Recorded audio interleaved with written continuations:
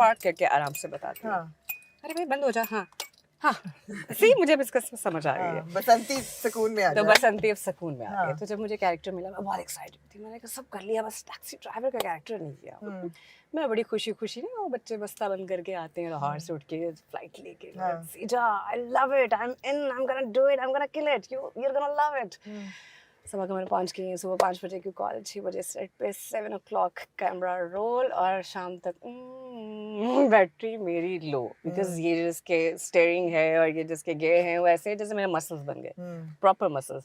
Second day मुझे था I want to go home, I am done, I am tired. Yes, एक दिन में मेरी बस हो गई। तो उस दिन के बाद से टैक्सी ड्राइवर्स की इज्जत मेरे दिल में बढ़ गई। जहाँ भी कोई ड्राइवर मिलता है तो मैं झुक कर सलाम करती हूँ। जबकि you are used to difficult shoots, I mean Kamli में भी अपने घुटने छुटने तो तोड़वा गए बैठे, थे, यू हाँ, learned how to swim, but इसके लिए गाड़ी तो पहले आती थी ना ये चलाने। जैसे कमली मेरे लिए मुश्किल थी, ये भी उतना ही मुश्किल था। ये कैरेक्टर ये बहुत मुश्किल था, फिजिकली मेंटली ड्रेनिंग था बहुत ज़्यादा, लेकिन बड़ा मजा आया। अच्छा, मिनी सीरीज है, 6 episodes, episode, special episode, right. सबकी अपनी अपनी कहानी है। अच्छा। मेरे से कहानी शुरू होती Right. है, मेरी फैमिली है जिसमें एक भाई है, जहाँ बाप ने भाई को पढ़ाया है, जैसे हमारे यहाँ होता है।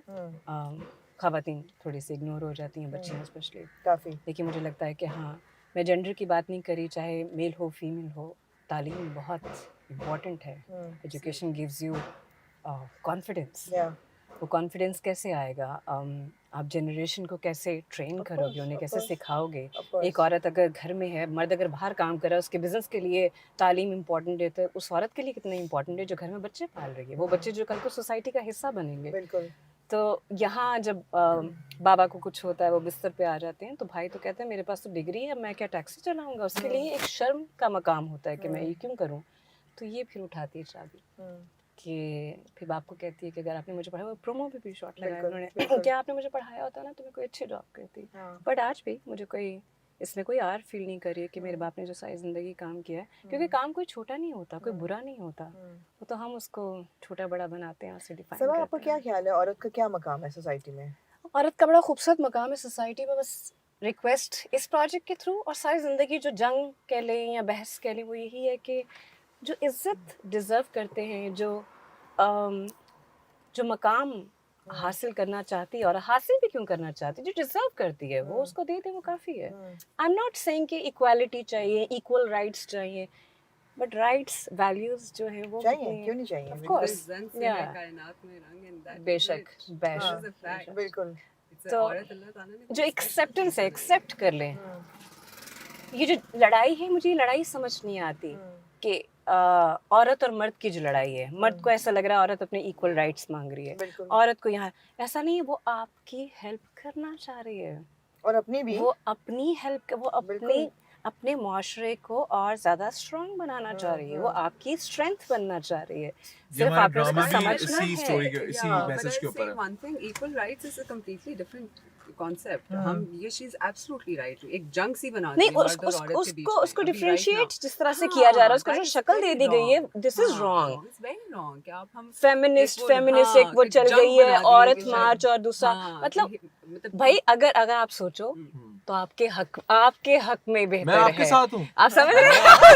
पार्टी चेंज अगर देखा जाए, औरत तो मर्द का साथ देने के लिए लड़ रही है। 110% आपके साथ। अब तो मैं कहती हूँ मत लड़ो भाई, ठीक है, मर्द तुम करो, सारी जिम्मेदारियां तुम ही पूरी करो। As a woman, मैं सबसे ये सवाल पूछूंगी, as a woman, not you, of course, not as a woman, but as a woman, what is the biggest challenge आपको अपनी जिंदगी में, अपनी पर्सनल लाइफ में एक औरत होते हुए सबसे बड़ा चैलेंज क्या फेस करना पड़ा? इज्जत का ख्याल, इज्जत का ख्याल। वो इज्जत मुझे ना उसकी डेफिनेशन आज तक समझ नहीं आई कि क्या है। हम इज्जत किसे कहते हैं? वो औरत जब घर से बाहर काम करने जा रही है, जब पैसा कमा कर ला रही है तो ठीक लग रही है, पर वही औरत जब अपनी लाइफ जीने के लिए बाहर निकलती है, जब उसका मी टाइम होता है, तो सबको इज्जत क्यों याद आ जाती है? तो क्यों नहीं लगता कि उसकी अपनी भी कोई लाइफ है, वो खुद भी एक उसकी जीती जागती चीज़ हाँ है। उसकी डिजायर्स हैं, उसके जिंदगी की एम है, एम्बिशन है, उसके बारे में कभी किसी ने नहीं सोचा। सो ये कांस्टेंट जंग है जो मुझे लगता है कि मैं एवरीडे मैं तो उसको फेस और कर एज एन एक्टर बढ़ जाता है और भी बहुत इज्जत का ज़्यादा। हाँ, multiply हो जाता है। रिस्पॉन्सिबिलिटीज बढ़ जाती हैं। हमारे पास गलती का मार्जिन नहीं है। हम कोई बात करेंगे, हम फरिश्ते तो नहीं हैं, हम इंसान हैं, इंसानों से गलतियाँ होती हैं, लेकिन हमारी गलती की एक्सेप्टेंस थोड़ी सी कम है। difficult है, कम What है। about you, Reema? आपको क्या लगता है आपकी जिंदगी में एज अ वुमन सबसे बड़ा चैलेंज क्या रहा है? I think she's actually said it very well. Sabha, it is about the reputation as well. लेकिन उससे भी ज़्यादा एक औरतों के ऊपर जो लगाया जाता है ना कि Stamp? वो लोग क्या कहेंगे। या लोग क्या कहेंगे जिस मोमेंट आप कुछ सोचते हैं, कोई भी औरत ये हम सब फेस सोचती कर है, रहे हैं। हाँ, क्या वो सोचती है कि कहती है कि हाँ मैंने कुछ करना है। एंड ऐसी बात नहीं है कि मर्दों के लिए भी है। हाँ बिल्कुल ऐसे है। है। ये हाँ एक यूनानिमस चीज है for प्रेशर every है एक। gender। बट औरतों पे ना बाकायदा एक उसको दबा दिया जाता है कि आप क्योंकि आप घर की इज्जत बना दी जाती है ना। अब जब वही वाली बात है कि इज्जत में क्या क्या आता है, क्या what all is there, as long as she's earning for you she's fine, Yeah. but the moment she stops and wants to do something of her Yes, own, yeah. तो फिर लोग क्या कहेंगे। Yeah. So I think this is one thing that a lot of times जिसकी वजह से मुझे बाकी लोगों के साथ खास तौर पे बहुत फेस करना पड़ा कि you know you're a bit too daring या bit too bold, you know इस तरह नहीं होता, इस तरह नहीं चलता, इंडस्ट्री में ऐसे नहीं होता या दुनिया में ऐसे नहीं होता। और हर दुनिया चीज में की ऐसे नहीं एहतियात और हर चीज में औरत को हाँ। मतलब औरत को क्यों कसूरवार ठहरा रही है, इतनी रिस्पॉन्सिबल उसको वो ही क्यों, हम सब क्यों नहीं इक्वली। आप दोनों you're and I hate to bring this in but you're both strong single women.